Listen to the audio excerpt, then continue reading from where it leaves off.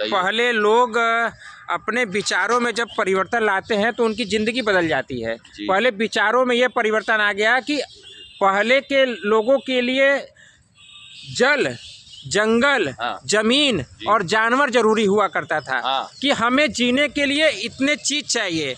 लेकिन जब विचार भी बदल जाएगा कि हमें जीने के लिए चाहिए क्या, जीने के लिए हमें शहर चाहिए, फ्लैट चाहिए, गाड़ी चाहिए, लेकिन सीमित हो गया ना, सीमित हो गए। पहले 12 रूम का बखरी हुआ करता था, अब 12 फीट का फ्लैट होना शुरू हो गया। 10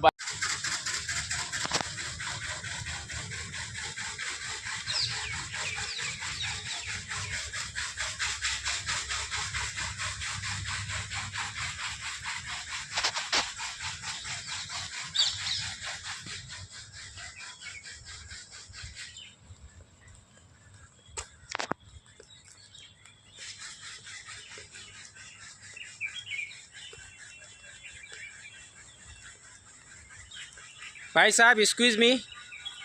यस सर। हमारा चैनल है राजेश गुरु बनारसी। बहुत अच्छा। और हम आज गाय जो सेवा यहाँ पर होता है उसके ऊपर वीडियो, गौशाला में जी। तो कुछ बारे में इसके बताएं सर। कुछ बारे में क्या बताएं, गायों की हालत हम लोग के देश में बहुत ही ख़राब है। गाय के नाम पे राजनीति होती है और वही गाय रोडों पर आवारा, बेसहारा, लावारिस स्थिति में जी रही हैं। और जो लोग जिला भी रहे हैं, दूध खा रहे हैं उसका, और दूध जब उसका ख़त्म हो जाता है तो उसको रोड पे छोड़ देते हैं। अब इससे ज़्यादा हम क्या बोलें। मगर एक बहुत ही अच्छी बात है कि कुछ जगहों पे ऐसे भी हैं, ऐसे जगह हैं, कुछ ऐसे भी लोग हैं जो गायों की सेवा बहुत अच्छी तरीके से करते हैं। जैसा कि आप देख रहे हैं यहाँ पे 52 बीघा जो अब हम खड़े हैं, ये 52 बीघा का एरिया है।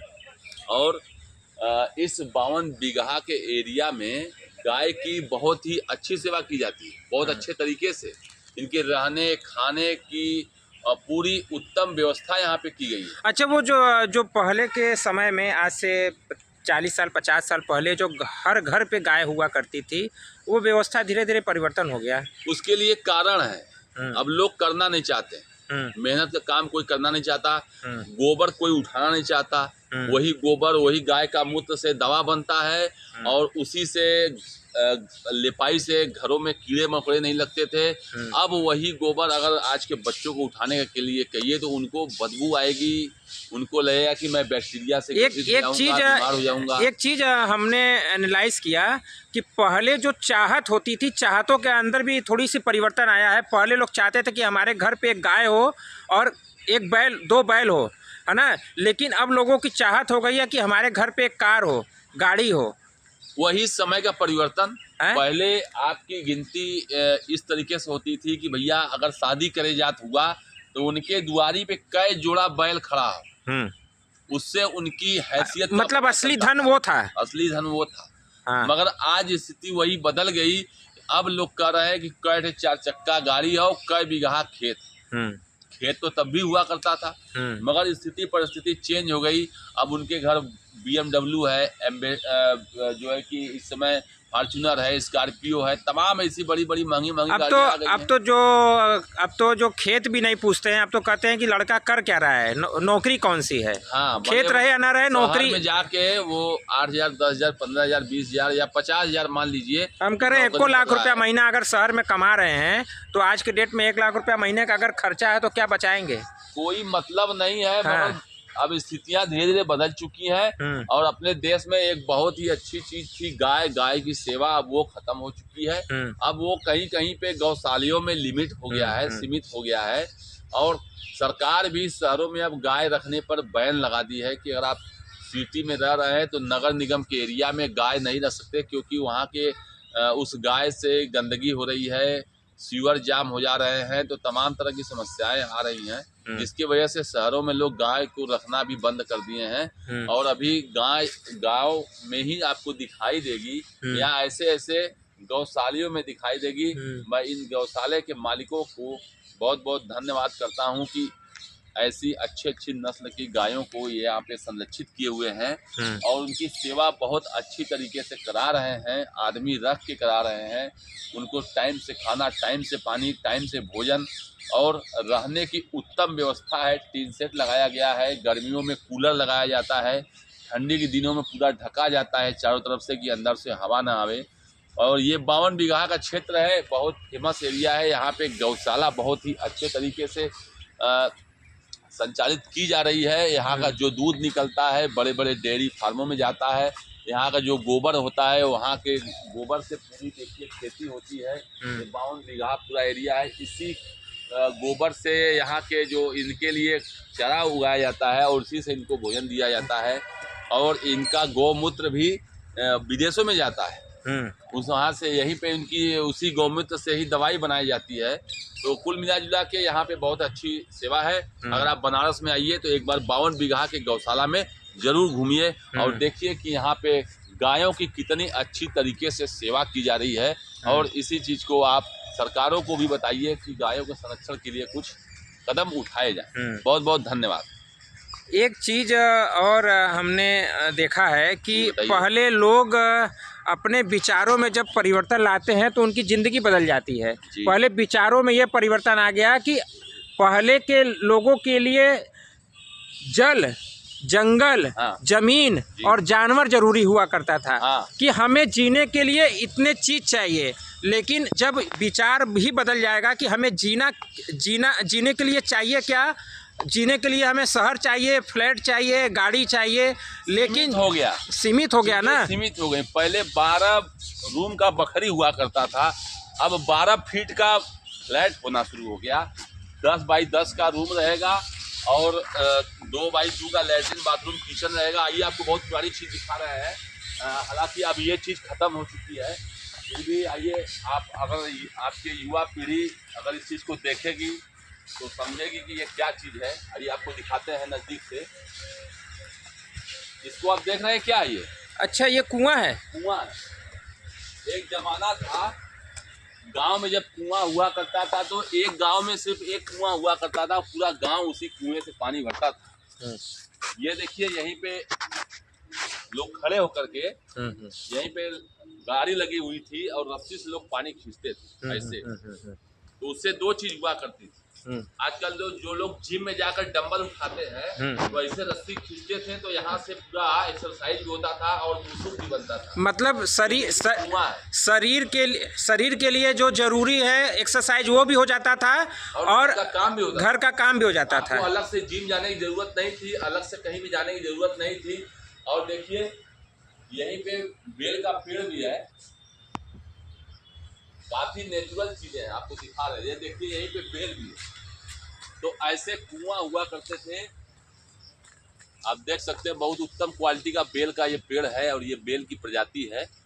तो ये पहले का गांव इसी टाइप का हुआ करता था, कुआं हुआ करता था और किनारे किनारे पेड़ लगे हुए होते थे। और इस कुएं का पानी जो होता था इतना मीठा होता था और इतना मधुर हुआ करता था कि कोई भी आता था तो एक बाल्टी पानी यहाँ से काटता था और तुरंत पी लेता था। अगर कोई मौसमी फल, जैसे गर्मी का मौसम है और आम का सीजन है, आम का पेड़ भी वहाँ हुआ करता था, तो उठाए या हिला दिए, पेड़ पर से एक आम गिरा और खाए और पानी पी के अपना चलते बने। वो चीज़ें अब खत्म हो चुकी हैं। अब शहरीकरण बहुत तेज़ी से हुआ, जिसकी वजह से ये सब चीज़ें अब सिर्फ मोबाइलों में देखने को मिलेंगी, या गांव में जाएंगे तो शायद गांव में भी अब देखने को मिले, क्योंकि गांव में भी कुओं का उपयोग बहुत कम हो गया है। समरसेबुल लग गया है, हैंडपम्प लोग लगवा लिए, जिसकी वजह से अब बहुत चीज़ें आसान हो गई। परंतु शारीरिक बीमारियां बढ़ गई। क्यों? क्योंकि अब न चूल्हा है गांव में, ना ही कुआं है, ना ही बैल है, ना ही चारा काटने वाली चीज़ें। जैसे आपने कहा कि चीज़ें बहुत ही आसान हो गई, ऐसा हमें लगता है कि हमारी ज़िंदगी आसान हो गई। जो चीज़ आप बता रहे हैं, जो लोग पहले ये करते थे, इतनी अस्पतालें नहीं थी। उसका रीज़न वही था ना, क्योंकि जो चीज़ें हमारी दिनचर्या में थी वो हमारे शरीर के अनुकूल थी। उससे शरीर फिट रहता था। परंतु अब जो व्यवस्था आ गई है उससे शरीर विपरीत में जा रहा है, जिसकी वजह से हॉस्पिटल खुल गए। तो मतलब सिर्फ सोच बदलना है और देखने का नजरिया बदलना है।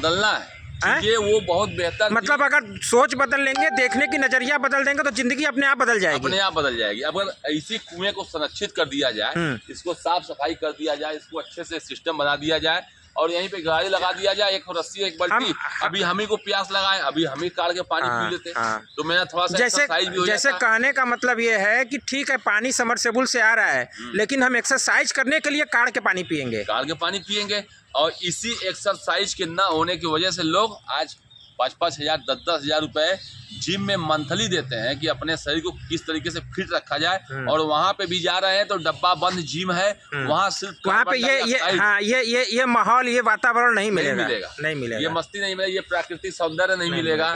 तो कुल मिला जुला के जो पहले की व्यवस्था थी, यहाँ की ऊर्जा जो है पॉजिटिव है एकदम। देखिए यहाँ पे गौशाला है, प्राकृतिक चीज, मतलब आप बेल का इतना बड़ा फल देखे हैं तो आप सोचिए आपका मन कितना आनंदित हो उठा कि इतना बड़ा प्राकृतिक कहाँ गया। ये देखिए, ये बेल का जो फल है, आप अगर देखेंगे नजदीक से तो कितना आपको आनंद आएगा।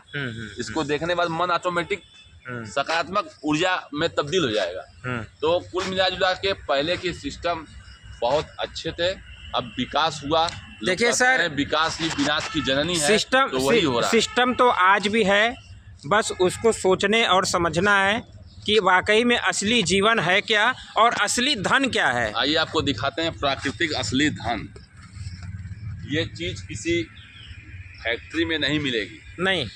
आप ये देख सकते हैं, ये जब भी बनाएगा तो नेचर ही बनाएगा। ये देखिए, ये अलग बात है कि विज्ञान की वजह से इसे हाइब्रिड में तब्दील कर दिया गया और इसकी प्रजनन क्षमता को बढ़ा दिया गया, जिसकी वजह से आज बहुत ज़्यादा एक एक पेड़ में इतने बड़े बड़े बेल लगे हुए हैं।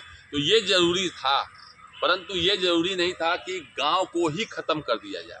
आज गांव खत्म है, गांव को शहरों में तब्दील किया जा रहा है। जैसा कि पहले के कुछ लोग कहते कि हमको स्मार्ट सिटी नहीं चाहिए, स्मार्ट गांव चाहिए। स्मार्ट गांव, तो स्मार्ट गांव भी अब स्मार्ट सिटी में ही तब्दील होते जा रहे हैं। गांव के लोग शहरों में भाग के आ रहे हैं और शहर वाले यहाँ पे हॉस्पिटलों में चक्कर लगा रहे हैं, क्योंकि उसका रीजन है एक ही घर में खाना है, एक ही में सोना है, चीजें सीमित हो गई, शरीर का व्यायाम खत्म हो गया।